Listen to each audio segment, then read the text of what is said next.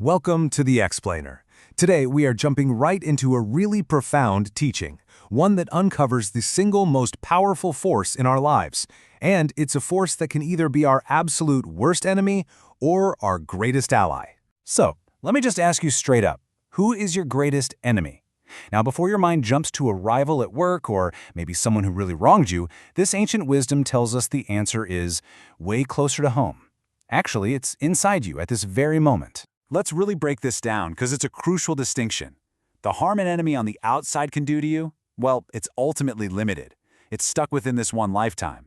But this teaching points to an internal enemy, one whose negative impact isn't tied down by time at all.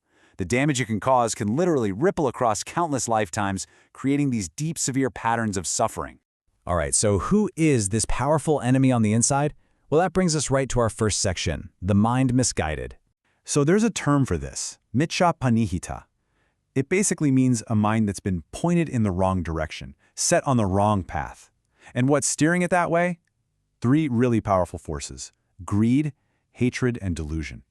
When those three are in the driver's seat, our own mind becomes our own worst enemy. A quote from the Dhammapada really puts this into perspective. It says, "What a foe may do to a foe, a misguided mind can do to you even worse." Just let that sink in for a second. The absolute worst thing an enemy could possibly do to you is still less damaging than what your own untrained mind can do to itself. Wow. And look, this isn't just some metaphor about feeling bad or making a few poor choices. No, according to this teaching, the actions that are driven by this misguided mind create what's called negative karma. And this can have very real, tangible consequences, pushing a person towards states of incredible suffering in future lives. To really see how this works in action, let's look at the story of Nanda. Here was a good man, wealthy, devout. He spent a whole week serving the Buddha. But then, on his way home, he's killed. And you have to ask, how could that happen to someone like him? Well, the Buddha explained that an act from a past life, one driven by that misguided mind, had finally caught up with him. It's such a stark reminder that the mind's actions can create consequences that stretch way beyond just one lifetime. But what if the power of the mind is way more literal, and honestly, a lot more shocking than we can even imagine?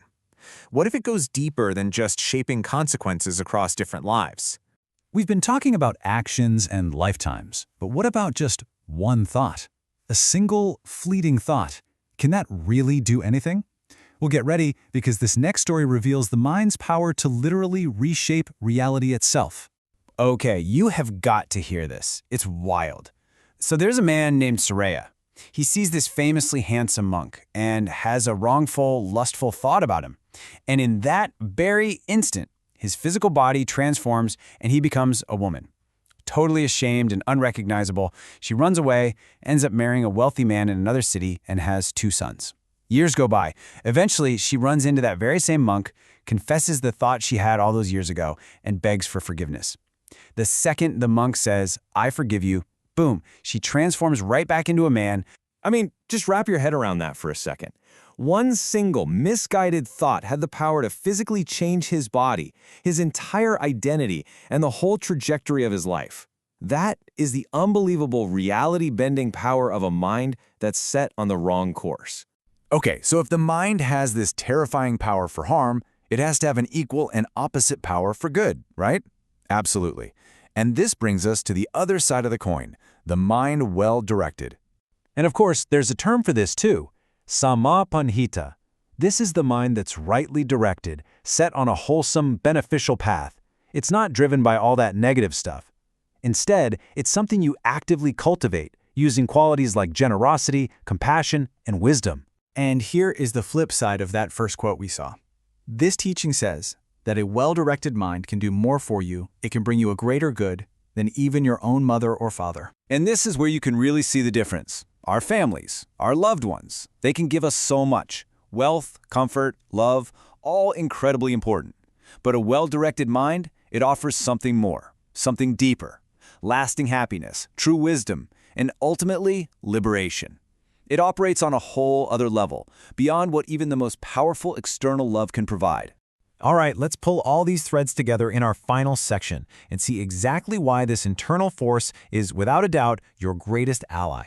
So when you boil it all down, this is the fundamental choice that every single one of us has.